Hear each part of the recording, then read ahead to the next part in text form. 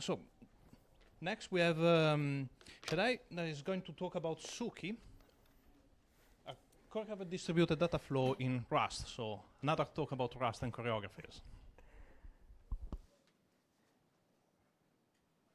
Okay, can everyone hear me? Yep. Cool. Yeah, so lots of Rust today in this session, so this is gonna be fun. I'm Shadaj. I'm a third year, fourth year PhD student at UC Berkeley. I work on programming languages for distributed systems as part of the Hydra project. So today I'm really excited to share work on Suki, which is a new kind of approach of doing choreographed programming with the Dataflow approach in Rust. So a little bit of background. So I mentioned I work on the Hydra project. We're building kind of a new language stack for building distributed systems in Rust.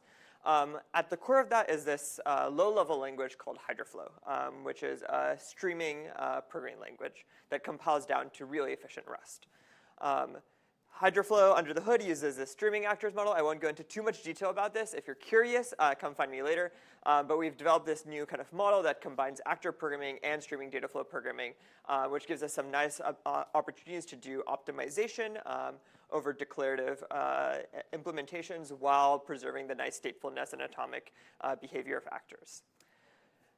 Now, here's the issue. Hydraflow is a great language, but it was always designed as an IR for a higher level language stack. It was never meant to be programmed in. But we kind of built this thing, and we have other distributed systems PhDs in our research group, and we just started using it. And things kind of got out of hand, where we were starting to build actual systems in this. And we had some false starts. We said Hydraflow is bad, so we love Datalog. Half of our research group is database researchers. So we said, oh, Datalog's a nice language, so we built this Datalog layer on top of Hydraflow, and it was not great. We built practice implementation and things in terms of it, but it was just a very painful experience to actually build real systems. And that's where Suki comes in. So Suki is attempt number 2 at building a nice high-level language that leverages Hydraflow but presents itself in a developer-friendly manner. So there are 3 key design goals for Suki. First, we wanted to present as a standard Rust streaming API. The lesson we learned was that developers want to use APIs in a language they're familiar with. For our group, that was Rust. And we wanted to look just like existing APIs for similar constructs in the Rust ecosystem. The second one, and this is kind of specific to the Hydra group, is we really want to support kind of doing more complex optimizations that do things like manipulate locations. So move computation between locations, delete or introduce new locations dynamically as part of the optimizations, and things like that. And I'll go into a little bit more detail on that. And lastly, the Hydra project is part of the Sky Computing Lab at Berkeley, where we're focused on multi-cloud compute. And so a big part of that is that how do you actually interact with the cloud providers where you might be deploying these choreographies to. So one of the design goals of Suki was actually kind of bring that into the programming model so you can write your choreographies and also tie them to concrete cloud resources. So Suki takes the streaming actor model that I mentioned earlier and just adds a couple more operators for networking. So now you can write your distributed data flow using traditional functional operators like map, filter, and join. But you also have an operator send, which allows you to send data over the network between 2 processes. So our locations are based on this model, and the projections that we're going to get are just across these boundaries of network. So the primary type of location that shows up in Suki is the process, which is a single actor that's going to be running at a single location. Suki also supports this concept of a cluster, which you can think of as kind of SIMD-style programming. So the idea is you have an operator like demux, which says, give me kind of an integer identifier for one of several copies. This could even be a dynamically changing cluster of machines. And each of them are going to be running a copy of the exact same data flow program. And so this allows you to handle scaling out your distributed program. Now, what makes Suki, in my opinion, really interesting is how we actually do the endpoint projection. So a lot of the discussion today, especially within the libraries section, has been on either leveraging the type system or using some runtime behavior to do your projection. Suki takes a slightly different approach where we use a concept called staged programming. So maybe quick raise of hands. Who here has heard of staged programming before? Okay, a couple people. So stage programming is a way to kind of develop higher level library level structures that do code generation under the hood. So normally when you are writing something like in Chorus, for example, you would write your Rust program, compile it, and that's the thing you run. In Suki, there are two layers. So you write a Rust program using Suki, you compile it on your laptop, you run it immediately on your laptop. So no distributed programming involved. What the program does is actually spit out several Rust sources corresponding to each projection. Those you compile, and that's what you actually run. And so this gives us a lot of power to do a lot of manipulation of the Dataflow program before we actually project into the binaries. And it also guarantees that we have zero overhead for the actual binaries themselves because we strip out all of the projection logic. So kind of how this materializes in Rust is, if you've seen quoting in other languages before, we developed a quoting mechanism in Rust where you can take Rust expressions, wrap it in this Q exclamation macro, and it actually does type checking of this expression. So you actually get like well-typed quoted expressions. So you preserve all the type safety while developing your program. But the way, kind of the mental model you can think under the hood is the value that this actually results in is just a string containing that expression. It is a more kind of rich AST, but you can think of it as just having a string of Rust code. You run this logic on your laptop. You're going to generate all these strings for your quoted expressions, run it through the Suki optimizer, and what will happen is these strings will just get kind of string interpolated into some generated Rust code. And those binaries are what you compile and execute. And so this allows us to do kind of all the projection locally on your developer laptop. And so again, the reason I'm kind of emphasizing this point is the code examples I'm going to show you are going to look very similar to classic choreographic programming, but they behave in very different ways. And so the programs that we're going to see now are programs that generate Rust sources. These are not the programs that are actually going to be running in the cloud. So let's take a look at some Suki code. So I'm going to use a single example to kind of walk through these three different design goals. Let's start by looking at kind of how this looks like to just a regular Rust developer. So when you develop a choreography with Suki, you take a couple of parameters. One is just this builder, which allows us to capture the graph that we're instantiating. But another thing you take is these things called process specs or cluster specs. So in Suki, locations are instantiated during the execution of your program on your laptop.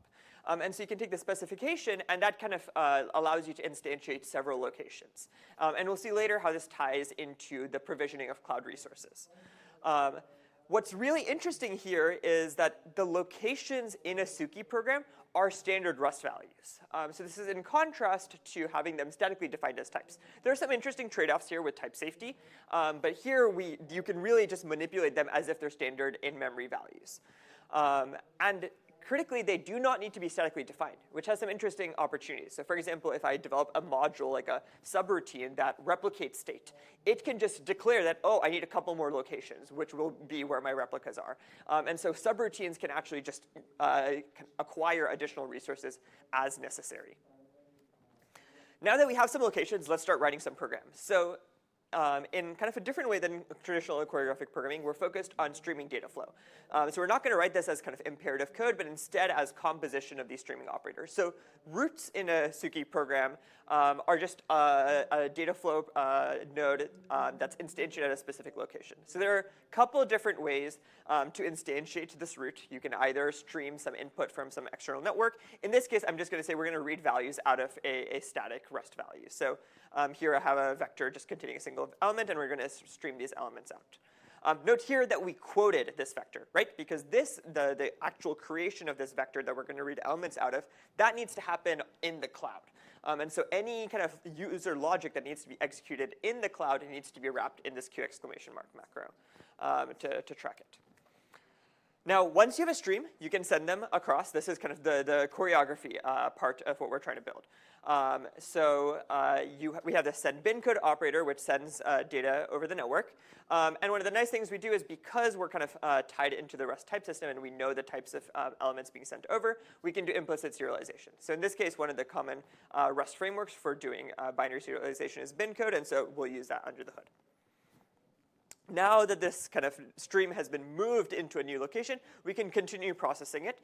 So in this case, what this program actually is doing is taking an element, sending it to another location, adding one to it, sending it back. So some simple program. Again here, the Rust UDFs, these functions that are going to be transforming the data, those need to run in the cloud. So we wrap them in Q exclamation mark. And our type system actually helps guide the developer to make sure that they're quoting the right values. But kind of at the end of the day, you get this kind of straight line code that's traversing several machines and is able to do this distributed data flow.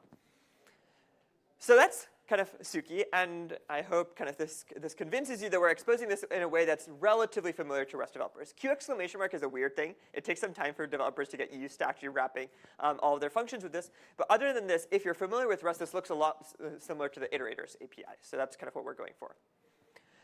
The second part of Suki that I want to talk about is optimization. So this is a really core part. What I'm going to be presenting is a very dramatic simplification of two recent papers that we have. One which appeared at Sigma just last month on optimizing distributed protocols, and another one from eGraphs last year. And this is kind of a combination of those techniques. So as I mentioned before, Suki, this program is running on the developer's laptop. It's not running directly in the cloud. And because we have this staged programming, this gives us an opportunity to actually build out a full IR describing our entire data flow program before we do projection. So under the hood of Suki, if you look at the implementation, we actually just build up this IR of all of the different data flow nodes we have. And they're tagged with their locations, so we know where the boundaries are. Now, one of the really cool things we can do is we can take advantage of the semantic properties of several of these operators. So for example, when you have network involved, we can just say networks might introduce arbitrary latency. And so we can take advantage of this kind of relaxation in semantics to do some interesting optimizations. For example, instead of map running on a single process, it could instead run a cluster. We could partition the data and run it. And we know that from the perspective of the input-output observational equivalence, this program will retain its equivalence because we know that network might do whatever it wants with latency. Similarly, we can just get rid of that location entirely and fuse it together. This is the scenario where there was zero network latency. And so by having this IR before we actually generate the projections, we're able to do a lot of these kind of dramatic optimizations. There are some gotchas. I won't go into the details about things like fault tolerance and security, but catch me afterwards if you want to talk about that. And I do want to mention that this actually works. So if you take a look at our Sigmod paper, we showed how we're able to take an implementation of Paxos in a framework similar to this, apply a set of optimizations, and get 2.5x higher throughput purely through kind of automatic rewrites. And so we're really excited about this opportunity where you can write your program in a way where you think about things in terms of just processes. You don't even think about clusters, and we automatically figure out where a cluster or partitioning or pipelining of your distributed computation could take place and optimize your program. The last thing I want to talk about is cloud resources. So as part of the Hydra project, we also have developed the system called Hydra Deploy, which is a Rust API that allows you to easily manage cloud resources. And so one thing that I kind of glossed over earlier was this process spec, right? I mentioned that this is like a thing you need to instantiate new locations, but what does this spec actually capture? In some simple cases, it can just be something like, I would like you to spit out the Rust sources for this projection in a certain folder. But an alternative thing is you can say, hey, I want this to be a Google Cloud machine running in a specific region on a specific machine type. And that's a spec for where a location should be instantiated. And so each time I instantiate a process using the spec, that's saying I want to physically allocate a virtual machine in the cloud according to this description. What's really cool is because we're taking this choreographic approach and we know exactly where networking takes place between different locations ahead of time, when we run this on the laptop, we actually know the network topology. And so whenever we see a send, we can just map this out, and so we know the full set of cloud resources as well as the network topology between them. And one of the things we are excited about doing in the future is actually, instead of having these cloud resources being very precisely specified, like a specific region, instead you say, oh, I would like this to run on Google Cloud, or I would like to have a certain fault tolerance guarantee, and we use the network topology to derive an optimal placement of this compute. Under the hood, what this actually does is it generates a Terraform config. And so the end experience when using Suki is actually quite magical. If you write a program like this, you specify some Google Cloud, you just run the thing from your IDE, and it spins up all the machines, compiles all the Rust binaries, copies them over, and executes the program. And it actually just happens directly on your laptop. So that's a really kind of exciting feature. All right, so that's Suki, a whirlwind tour of it. So in conclusion, Suki kind of presents itself as a standard Rust streaming API that's fairly familiar to developers who've used streaming Dataflow APIs before. But by using staged programming, we have the ability to support a wide range of optimizations that can do things like manipulate locations, instantiate new ones, and also collapse them based on these semantic relaxations. And lastly, we have the ability to actually take these choreographies and map them to physical cloud resources and have this all be part of one automated pipeline. One thing I'd like to point out is Suki is kind of a code name, but this actually is open source. So if you go to the Hydro website at hydro.run, you can go to the docs and go to HydroFlow Plus, which is a name that we need to improve for what we've been describing. And so you can actually just install the template and run, and we even include the examples for doing Google Cloud in the template. So give it a try and let us know what you think. And with that, I'd be happy to take any questions. Thanks again. Are ready questions? Okay. Well, first of all, what do you mean optimization? What is the metric that you like to optimize? Yeah, this is a good question. So in our early work, it's been primarily focused on throughput in terms of things like transactions per second that you can execute. So we've been focused very much on like low-level distributed protocols. So the Sigma paper focuses on two-phase commit and Paxos. And so there we're just looking at how many transactions per second the cluster can support. We also have some early work on doing Byzantine fault-tolerant protocols using a similar approach. Well, the second question is like on this fault tolerance. So I guess you are smarter enough not to restart the entire thing from scratch if only one thing fails? Yeah, so I, again, glossed over this a bit, but when you do something like send to, because we're in this streaming format, we have the ability to let the network operator provide you with a bunch of different choices. So by default, sending says, oh, I want kind of TCP semantics. I want ordering. I want exactly once delivery. But we have the ability to customize that. So you can define a network operator that says, oh, I'm actually fine with dropping messages or reordering them. And so that allows us to kind of handle node failures and things like that. And your tasks are idempotent. So do you have like assumption on the tasks that you are executing on the nodes? Final question. So we don't assume by default that it's idempotent, but we allow users to kind of relax things, saying, oh, I'm fine with having duplicate messages. And that just impacts what the optimizer is able to do. So if you tell us more kind of weakenings of the semantics, that gives us more space of optimizations. Yeah. Great. Are there more questions? Super quick. I noticed that in the example, of course, there is a pattern that repeats, which is quote and send, quote and send. Yeah. Does that make sense to introduce like a move kind of operation so that you can cluster those? Yeah, that's an interesting idea. Yeah, so a sugar like that where I do like a map that immediately sends to another node is a sugar you could write.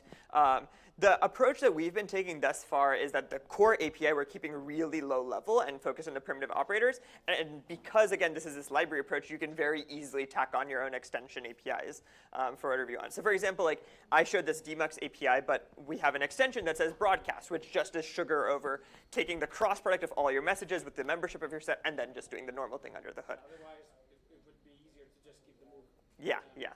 Got it. Yep. Cool. Thanks again for the interesting talk.